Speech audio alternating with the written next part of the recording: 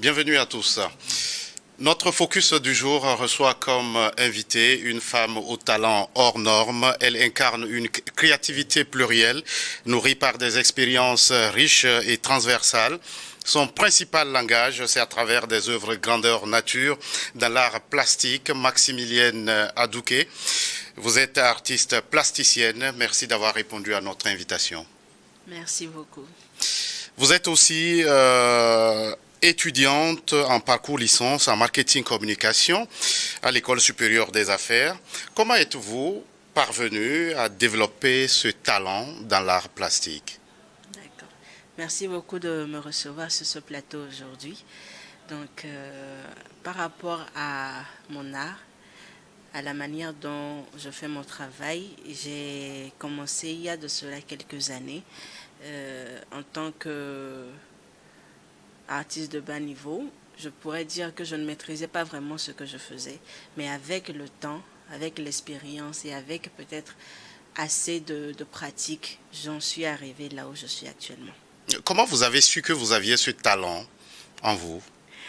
C'est comme marcher, c'est comme parler, c'est comme respirer. Ce n'est pas quelque chose qu'on demande avant de l'avoir. Donc j'ai remarqué en évoluant, en grandissant, que je pouvais dessiner, que je pouvais peindre. Alors je me suis lancée, j'ai exploré ce monde-là qu'est l'art, le crayonnage, la peinture, utiliser ces couleurs-là pour pouvoir créer quelque chose de beau, quelque chose de nouveau, quelque chose qui reflète de l'action. Donc, Et vous organisez 2 soirées de vernissage. Pouvez-vous nous en dire davantage? oui. À un certain moment d'une carrière naissante, j'ai décidé que c'était le moment de me montrer au monde.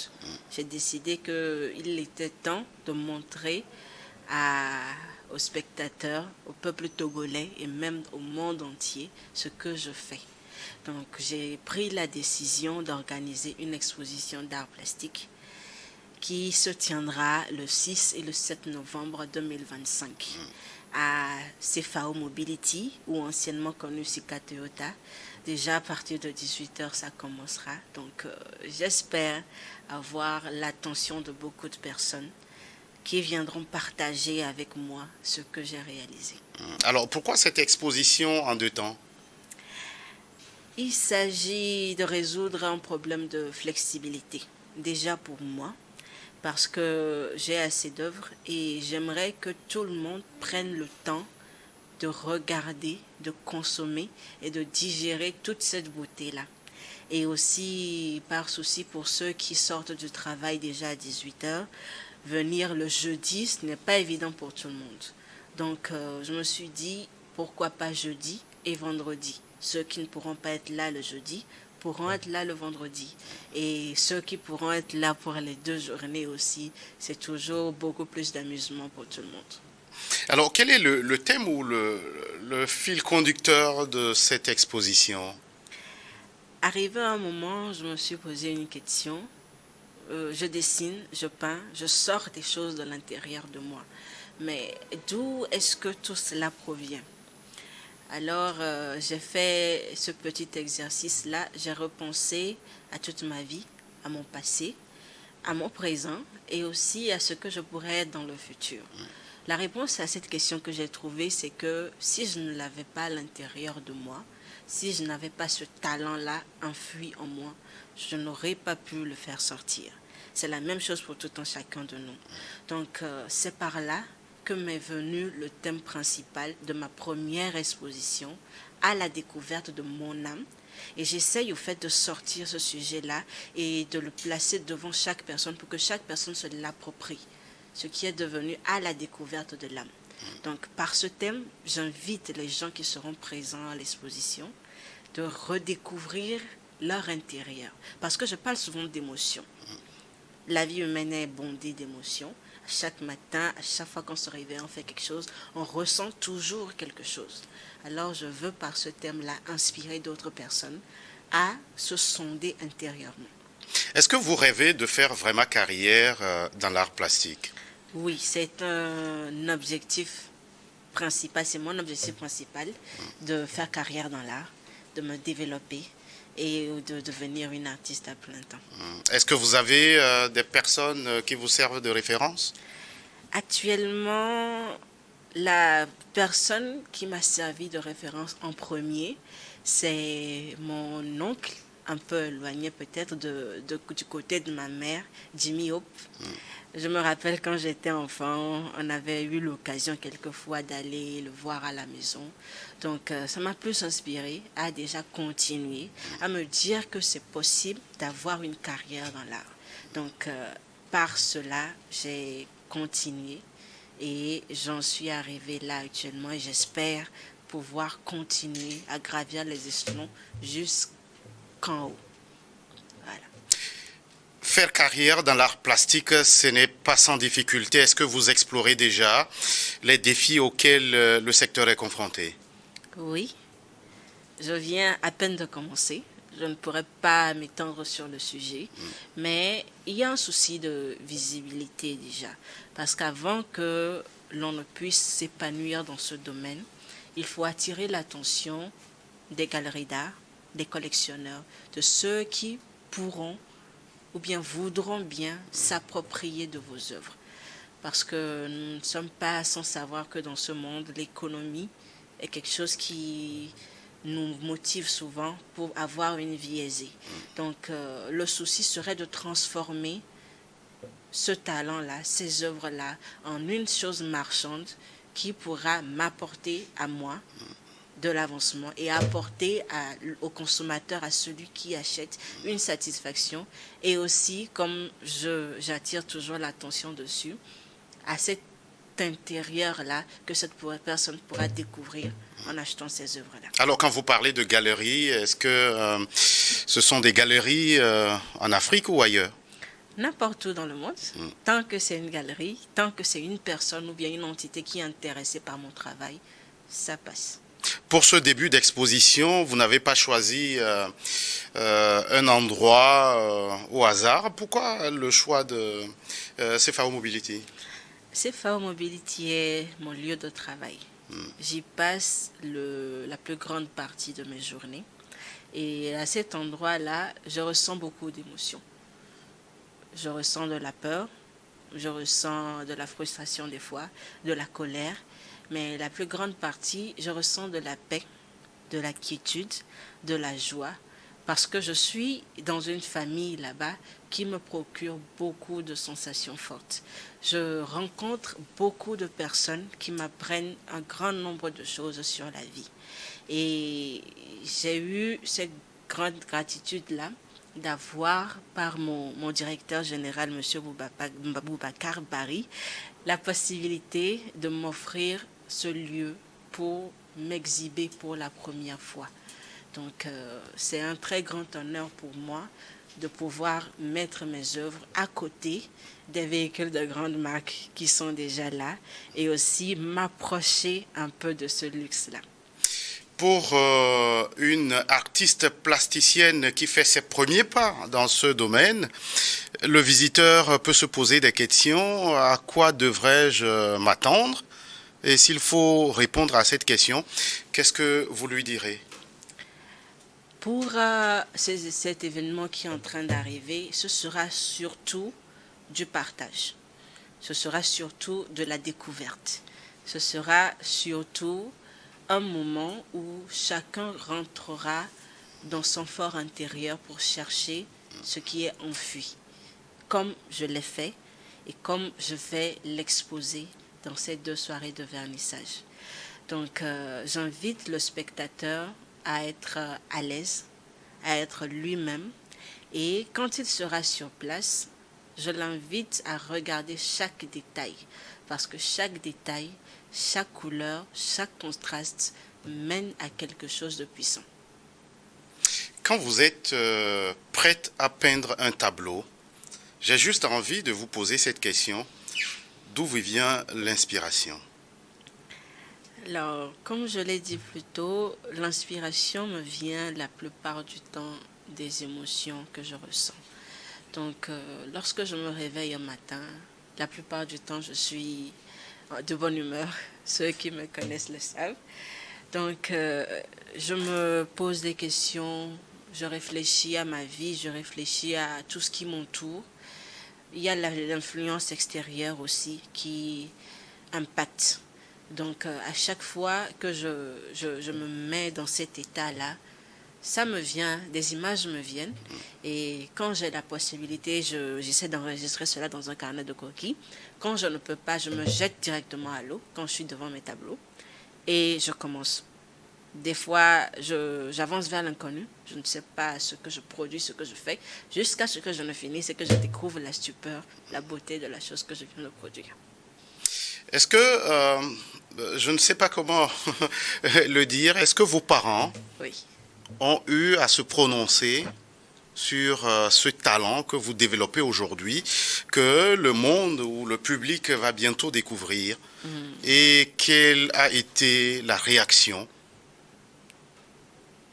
En ce qui concerne mes parents, je porte le premier honneur à mon père déjà. Parce que, à ce que je sache, dans son enfance, il a eu à toucher un peu à ce domaine. Mais compte tenu des difficultés de la vie, je pense qu'il a été obligé déjà de laisser.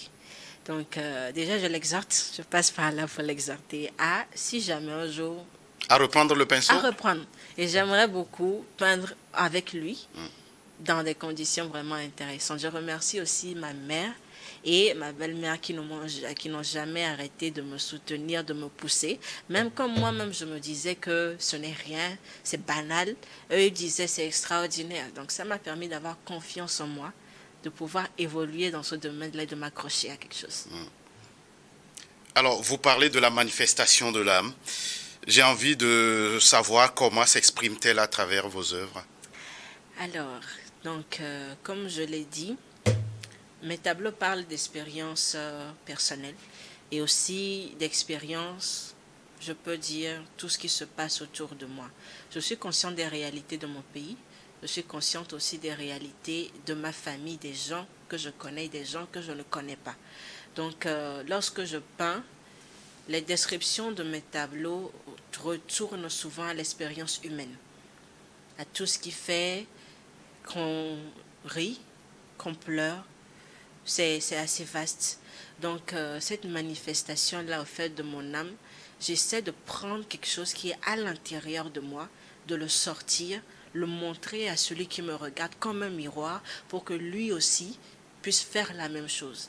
Et j'espère que par cette action-là, on puisse évoluer, on puisse découvrir les erreurs qu'on a faites dans le passé, qu'on est toujours en train de continuer à faire, et de pouvoir passer par cela pour avoir un avenir meilleur.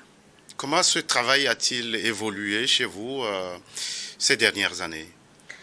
Dernièrement, je n'ai pas quand même stagné, je vais dire, je n'ai pas chômé. J'ai commencé à gribouiller les dessins de manga là sur les bancs comme tout le monde. Et je me suis inspirée de grands artistes, je me suis inspirée de ce que je voyais sur Internet la plupart du temps. Et à chaque fois que je voyais quelque chose qui m'intéressait, j'essayais d'appliquer la même chose. Jusqu'à ce que je n'ai pas atteint un niveau d'excellence pour le moment, mais je suis fière de ce que je produis et du niveau que j'ai actuellement, qui est un niveau satisfaisant, déjà pour avoir une première exposition. Y a-t-il une œuvre phare ou emblématique que vous souhaitez mettre en avant lors de ce vernissage? Oui, il y en a quelques-unes et j'invite toute personne qui aimerait bien assister à l'exposition de venir découvrir l'œuvre et de venir m'entendre peut-être parler de cette œuvre-là en direct. Nous faisons aujourd'hui face au développement ou à l'émergence de ce qu'on appelle l'intelligence artificielle et qui doit sûrement être un défi pour vous qui êtes actrice dans le domaine de l'art plastique. Est-ce que cela vous inquiète? Non, cela ne m'inquiète pas parce que même si l'intelligence artificielle règne, rien ne pourra ôter la beauté de l'authenticité. On peut même en tant qu'artiste se servir de cette intelligence artificielle-là pour créer des choses plus grandes.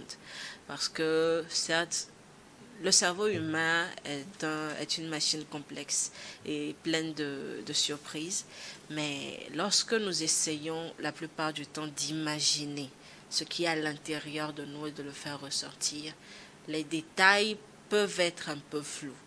Donc au lieu de transformer cette intelligence artificielle comme un ennemi, dire que peut-être dans quelques années l'art va disparaître, ce n'est pas le cas parce que, pour preuve, nous avons des entités, des antiquités d'art, de grands artistes qui valent des milliards aujourd'hui. L'intelligence artificielle ne les a pas détruites. Et je suis sûre et certaine que je peux quand même continuer dans l'art sans avoir peur de l'intelligence artificielle. Comment souhaitez-vous que le public réagisse ou interagisse avec vos œuvres? C'est une question de partage, une question de découverte, comme je l'avais dit plus tôt. J'aimerais bien que les spectateurs puissent, à travers mes œuvres, s'interroger eux-mêmes, se poser la question. Déjà, j'ai pu le faire. Qu'est-ce que moi-même, en tant que peut-être jeune fille comme moi, en tant que jeune homme, en tant que jeunesse, je peux faire de ma main pour évoluer? Parce que je tiens à le dire, le monde du travail actuellement est saturé. Il est difficile de trouver un emploi. Il est difficile de trouver ce statut-là où on est aisé. Donc, comment est-ce que personnellement, nous pouvons trouver cette aisance-là en nous servant de nos mains? Donc, à travers mes tableaux, j'espère pouvoir réveiller cet enthousiasme-là dans tout en chacun. Être une femme dans l'art plastique, est-ce un défi ou une opportunité pour vous? C'est une opportunité parce que déjà, je ne dirais pas, je ne pourrais pas vraiment parler de comment ce sera vu que je ne sais pas du tout, c'est un inconnu qui m'attend. Mais j'espère que ma position féminine, les talents que j'ai en tant que femme, pourront m'aider à pouvoir rentrer dans ce monde-là et à y perdurer. Et parce que vous avez le sentiment de faire actuellement un saut dans l'inconnu. Oui. Le monde de l'art m'est totalement inconnu, disons partiellement, parce que je viens à peine d'y entrer. Je suis un nouveau-né qui espère pouvoir découvrir de grandes choses. Et c'est quelque chose aussi qui m'inspire beaucoup et qui m'aide aussi à produire des œuvres plus grandes à chaque fois. Et que représente pour vous cette exposition personnellement? Personnellement, cette exposition est pour moi une entrée en scène, une manière de rentrer dans la lumière qui m'est destinée. Et je veux passer par cette exposition-là pour me frayer un chemin dans ce que je voudrais que ce soit mon quotidien à chaque fois. Merci Maximilienne Adouké, artiste plasticienne, d'être passée sur ce plateau. Merci à vous aussi de m'avoir accueilli. Merci à vous qui êtes restés en notre compagnie. À très vite pour un autre numéro de votre émission Focus.